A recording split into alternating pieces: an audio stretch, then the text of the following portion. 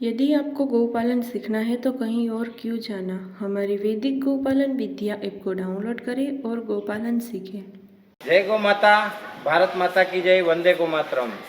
मेरे गोप्रेमी सज्जनों और बंधुओं, आज एक ऐसी बात करनी है कि बहुत अहम विषय है गौपालकों के लिए। कई बार जो है ना, हम गाय माता जब बच्चा दे रही होती है ना, तो उसको अकेली छोड़ देते हैं। यहाँ अकेली छोड़ने का तो मैं बताऊंगा कि वो अनजाने लोगों से दूर रहनी चाहिए, उसके आसपास में कोई आवाज़ नहीं आनी चाहिए। जैसे आज हमारी ये नंदनी गौ माता जो है वो बच्चे को जन्म देने वाली है, अभी 2 से 5 मिनट में बच्चे को जन्म देगी।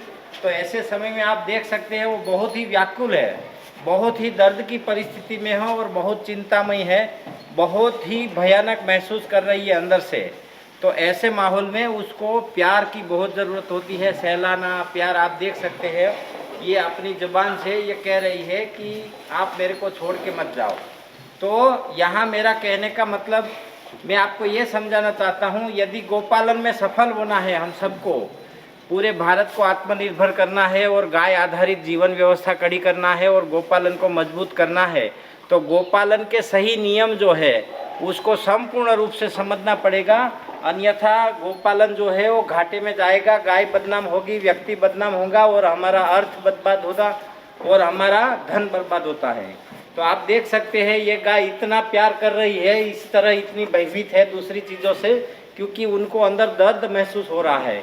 तो ऐसे माहौल में मेरा जो अनुभव है वो आपको बताने का प्रयास कर रहा हूँ कि हम सबको ऐसे माहौल में गौ माता को एकदम प्यार और सौहार्दपूर्ण एकदम प्यार देना चाहिए, एकदम आत्मविश्वास देना चाहिए कि वो एकदम भय से बाहर आकर अपने बच्चे को जन्म दे। और इसका भी उस बच्चे के जीवन में बहुत बड़ा प्रभाव रहता है। क्या है कि एक माता जब भय में बच्चे को जन्म देती है और एक माता संपूर्ण आत्मविश्वास से बच्चे को जन्म देती है, तो उन सभी चीज़ों में अंतर होता है। तो यहाँ मैं आपको बड़ाई नहीं ठोक रहा, ना तो मैं आपको गलत रास्ते पे ले जाना चाहता, बस मैं ये बात इसीलिए कह रहा हूँ कि आप जहाँ पर भी हो, जिसी भी नस्ल का काम करते हो, किसी भी, भारत की सभी नस्लें बहुत ही देव स्वरूप है, ईश्वर का अंश है सभी नस्लें, और सभी नस्लों को पालना चाहिए, ये अपना सनातन धर्मियों का कर्तव्य है। और गाय कोई धर्म का आधार नहीं है, गाय संपूर्ण ब्रह्मांड की जननी है, ना तो कोई संप्रदाय की है, ना तो कोई उस वाड़े की गाय है। गाय सब पूर्ण ब्रह्मांड की जननी है। यदि आप उसको खुश और संतुष्ट कर पाओगे तो आपकी हर मनोकामना 11 दिन में पूर्ण हो जाएगी। ये मैं संपूर्ण रूप से विश्वासपूर्ण कह सकता हूँ और ये मैं आपको मेरी अनुभूति बता रहा हूँ।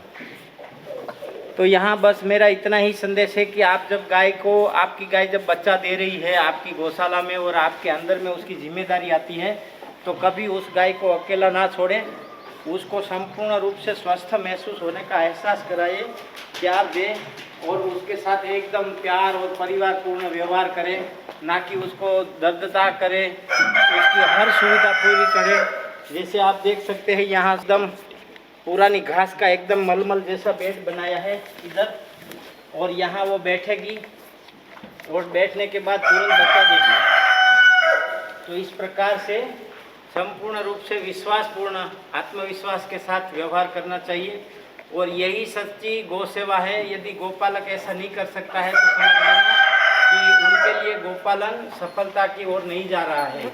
आप अपने गोपालन को सफलता की ओर ले जाना चाहते हो तो ऐसी तैयारी होनी चाहिए। सिर्फ यूट्यूब के वीडियो देख के और गाय के बारे में सुन के गोपालन नहीं किया जा सकता। गोपालन करने के लिए समय चाहिए और समय के बिना संभव ही नहीं है।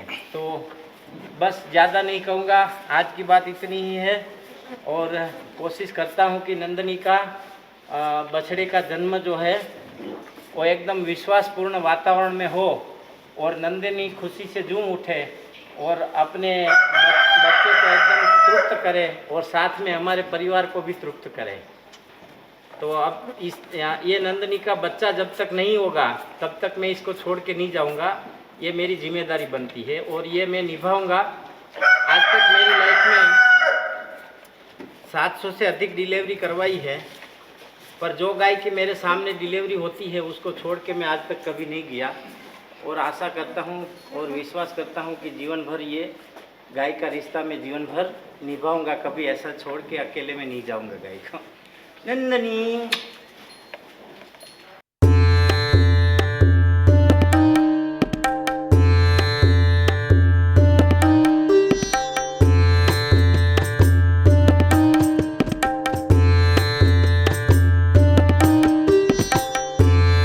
प्रकार से जब गाय बच्चा देती है तब इसके जो यूट्रस से जो आता हुआ ये जो पानी है, इसके अंदर जो न्यूट्रिशन वैल्यू बहुत है, और ये बायो फर्टिलाइजर के लिए अमृत के समान है। तो इस प्रकार से जो है ये इसका एक खाद के रूप में आप उपयोग कर सकते हो, और इससे पौधों की फर्टिलिटी, उर्वरकता और अंदर नवसर्जन के कोष जो है वो बढ़ जाते हैं। ज़मीन को ये बहुत एक्टिव करता है, और ये एक प्रकार के बैक्टीरिया का ये खुराक भी है।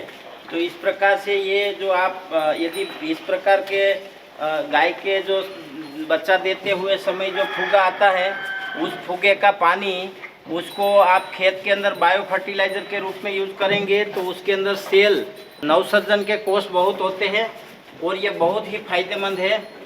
और ज़मीन के अंदर जो सूक्ष्म बैक्टीरिया है उसको बढ़ाने का जोरदार काम करता है। इसी तरह इसको बायो फर्टिलाइज़र के रूप में, या जैसे ये 5 किलो पानी ये हो गया, तो इसमें आप 5 किलो छाछ, आधा किलो गुड़ और 1 किलो गौमूत्र और 10 किलो गोबर मिला के इसको 3 से 4 दिन आप रख दें, फिर पानी में पिला दे। ये आपको 4 एकड़ 5 एकड़ भूमि में अच्छे से अच्छा खाद का काम करेगा। आपको 2 साल तक कुछ देखने की ज़रूरत नहीं पड़ेगी, इतना खाद का काम करेगा। बहुत बहुत धन्यवाद। जय गौ माता, भारत माता की जय।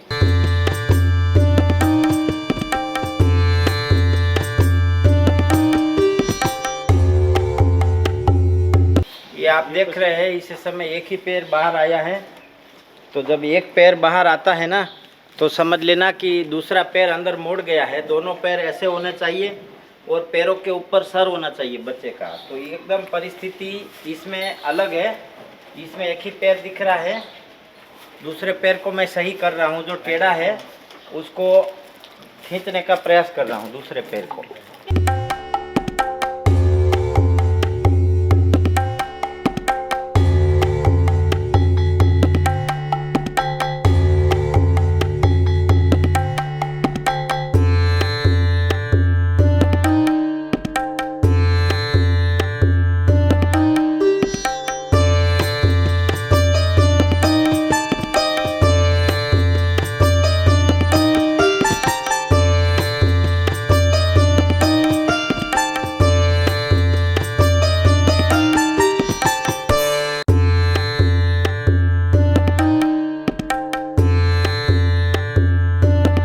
यदि इस प्रकार से आप जब गाय बच्चा देती है और इस प्रकार से ये नाड़ी उसकी कम्प्लीटली आती है, तो उसको कभी जल्दी से काटना नहीं है।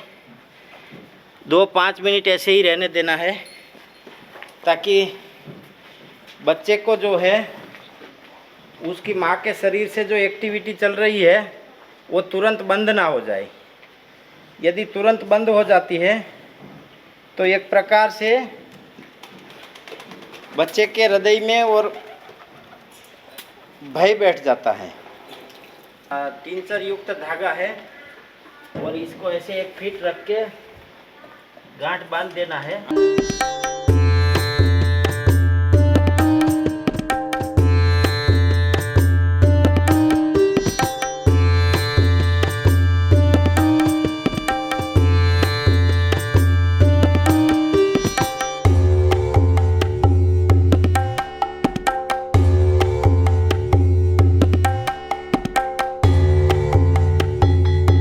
प्रकार से कैंची को भी टिंचर युक्त करना है। टिंचर इस प्रकार से ऊपर भी टिंचर डालना है थोड़ा।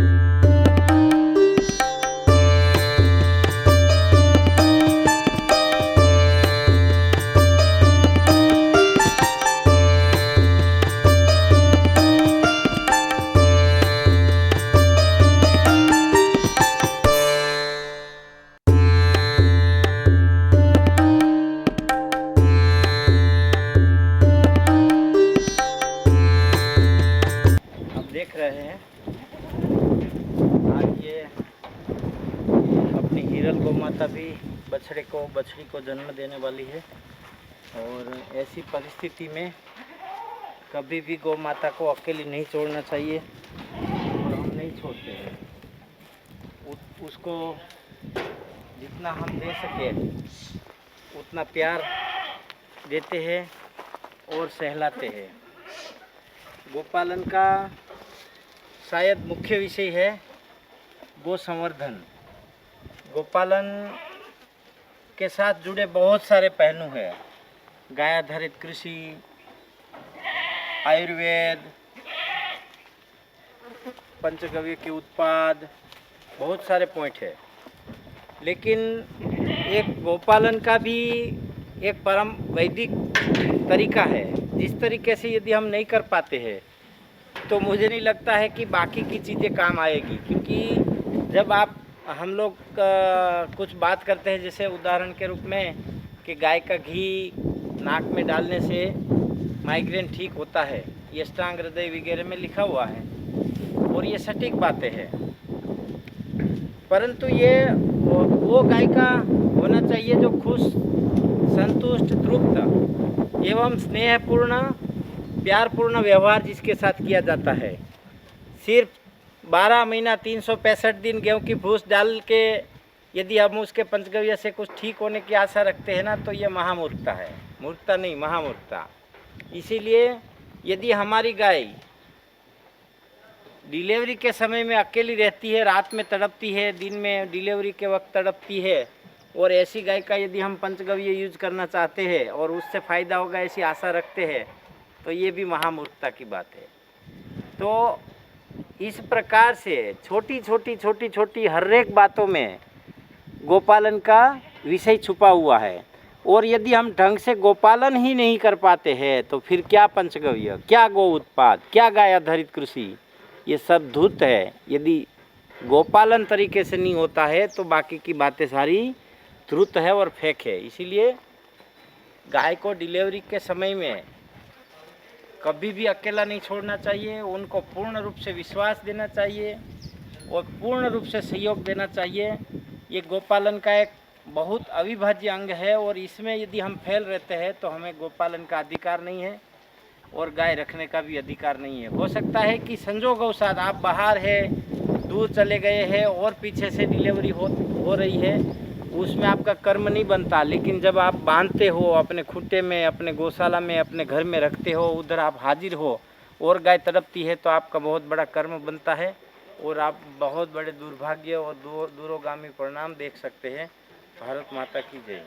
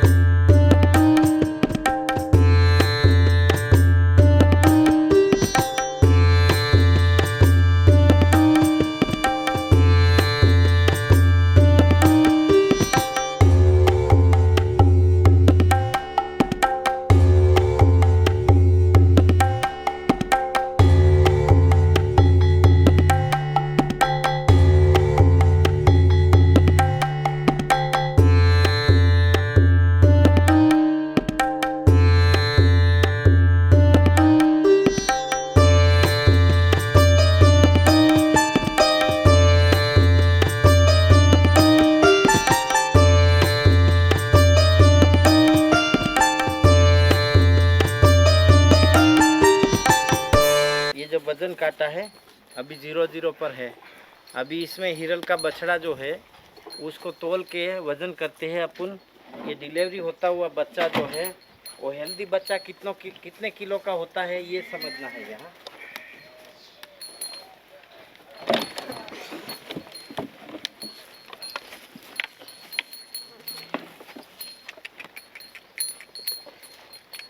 आप देख रहे हैं 27 किलो का है अभी जन्म होते हुए। अभी 3 मिनट हुए है इसके जन्म हुआ है, 27 किलो का है अभी। तो ये हेल्दी बच्चे जो है वो इस प्रकार से होने चाहिए। तो इस प्रकार से गाय बच्चा देती है तो एकदम तंदुरुस्त बच्चा जो है वो 25 से 32 किलो तक का होता है। जहाँ तक मेरा अनुभव है 25 किलो से 32 किलो तक का होता है। और अभी हम देख रहे हैं गौ माता हिरल ने जो बछड़े को जन्म दिया है आज, और बच्चा 27 किलो 900 ग्राम हुआ है। और इसको अभी हम आगे रोज़ वज़न करेंगे और रोज़ डे टू डे का 1 महीने का वज़न करेंगे। और उसमें ये समझ में आएगा कि गाय का जो पहला दूध है, जो पहली बार का दूध जो है जिसको हम खेरा बोलते हैं और इंग्लिश में उसको कोलेस्ट्रॉम बोला जाता है, और वो मतलब असंख्य न्यूट्रिशनों से भरा हुआ होता है। और उसकी प्राणियों में क्या विशेषता है गाय के खीरे की, और वो क्या शरीर में असर देता है गाय के बच्चे के शरीर में, ठीक उसी प्रकार मनुष्य के शरीर में भी वही असर देता है। यदि मनुष्य विश्वासपूर्ण तंदुरुस्त गाय का खीरे का यदि इस्तेमाल करे तो मैं आपको अभी अपडेट दूंगा। 1 महीने तक ये वीडियो चलेगा, रोज़ डे टू डे अपडेट रहेगी आपकी इस बच्चे के ऊपर। और वो 1 महीने के बाद अपन फिर उसको शेयर करेंगे जानकारी के लिए। भारत माता की जय, वंदे गो मातरम।